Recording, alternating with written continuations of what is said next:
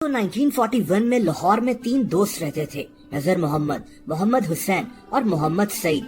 इन तीनों की दोस्ती कॉलेज में हुई थी। वैसे ये तीनों लाहौर से नहीं थे। नजर मोहम्मद और मोहम्मद हुसैन गुजरात से थे और मोहम्मद सईद गुजरांवाला से। बहरहाल 1941 में इन्होंने सोचा कि मिलकर कोई कारोबार करना चाहिए और फिर लाहौर की तपती गर्मियां हो या फिर शदीद सर्दी के दिन, इन तीनों के पास एक साइकिल होती थी और ये तीनों दोस्त लाहौर में घूम फिरकर इंश्योरेंस पॉलिसी बेचा करते थे। दोस्तों, इंश्योरेंस पॉलिसी बेचते बेचते इन तीनों ने एक नया कारोबार शुरू कर लिया। अब ये लोग लाहौर में सफर में इस्तेमाल होने वाला सामान बनवाते और ये सामान दिल्ली ले जाकर बेचा करते थे। उन दिनों पाकिस्तान और इंडिया में तकसीम तो हुई नहीं थी, इसीलिए लाहौर से दिल्ली जाना एक नॉर्मल सी बात थी।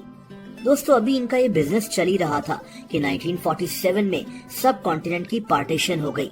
पाकिस्तान एक नया मुल्क बन चुका था, हर तरफ अफरा तफरी फैली हुई थी और तभी इन तीनों दोस्तों का ये कारोबार भी बंद हो गया।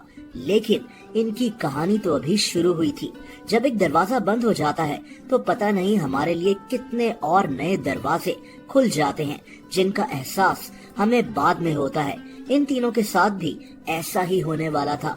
दोस्तों, उन दिनों पाकिस्तानी हुकूमत को ऐसे लोगों की जरूरत थी जो हुकूमत को सामान वगैरह बनाकर प्रोवाइड करें।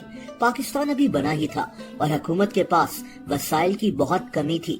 जैसा कि पाकिस्तानी पुलिस के लिए चप्पलों की जरूरत थी और तभी पाकिस्तानी हुकूमत ने पुलिस की चप्पलों का एक टेंडर जारी किया जो इन तीनों दोस्तों को मिल गया।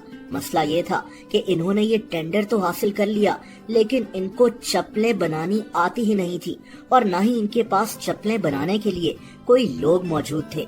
लेकिन इन्होंने इरादा बना लिया था कि ये मिलकर चप्पलों के इस ऑर्डर को पूरा जरूर करेंगे। दोस्तों, इन तीनों ने प्लान ये बनाया कि ये मोचियों को इकट्ठा कर कर उनसे चप्पलें बनवाकर पुलिस को सप्लाई करेंगे।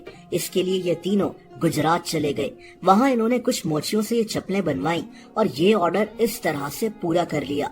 दोस्तों, इन तीनों को ये चप्पलें बनाने का कारोबार बहुत पसंद आया और यहीं से इनका प्लान बन गया कि ये चप्पलें और जूते बनाकर बेचा करेंगे। इसके लिए इन तीनों ने 52 रुपए इकट्ठे कर लिए। उस दौर में ये बहुत बड़ी रकम होती थी।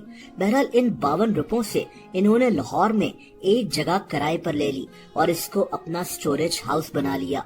इन तीनों दोस्तों को दूसरी बड़ी कामयाबी तब मिली जब इनको पाकिस्तान आर्मी के बूट्स बनाने का कॉन्ट्रैक्ट मिल गया।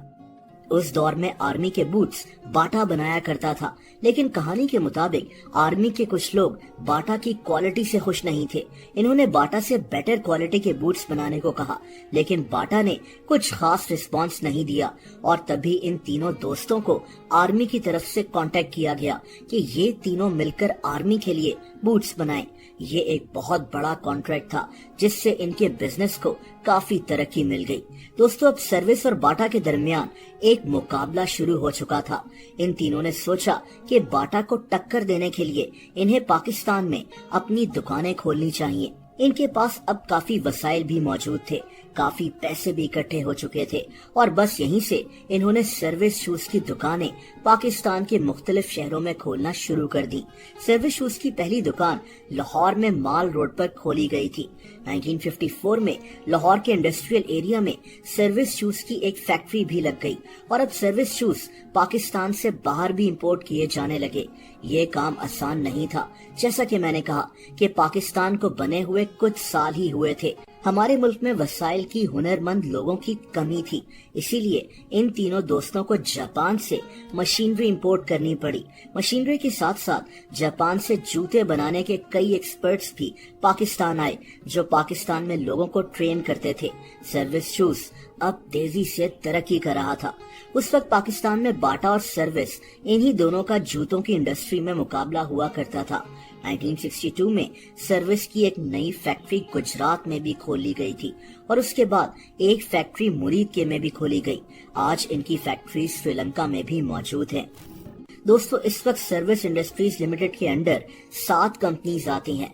सर्विस अब टायर्स भी बनाता है। उन तीनों दोस्तों की फैमिलीज आज भी सर्विस इंडस्ट्रीज को चला रही हैं। 52 रुपयों से शुरू होने वाला ये कारोबार आज कई हजार लोगों को नौकरी भी दे रहा है।